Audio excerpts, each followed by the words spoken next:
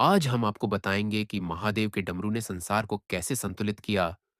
तो हर हर महादेव बोलकर कथा की शुरुआत करें। बहुत समय पहले की बात है। हिमालय की ऊंची चोटियों पर घना अंधकार छाया हुआ था। चारों ओर ठंडी हवाएं चल रही थीं। न कोई आवाज थी, न कोई जीव दिखाई देता था। ऐसा लगता था मानो पूरी प्रकृति किसी गहरे दुख में डूबी हो।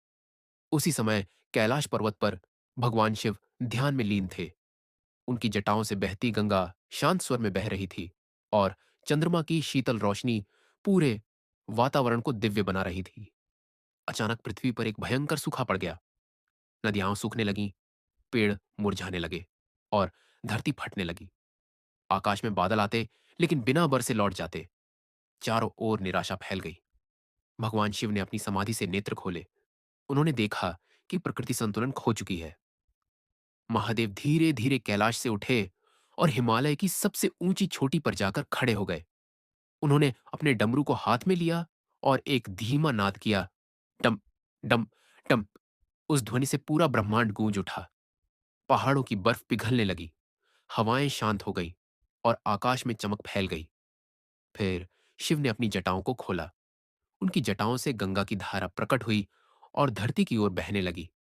जहां जहां वह जल पहुंचा, वहां हरियाली लौट आई। सूखे पेड़ों पर फिर से पत्ते आने लगे। नदियां भर गईं और धरती मुस्कुराने लगी।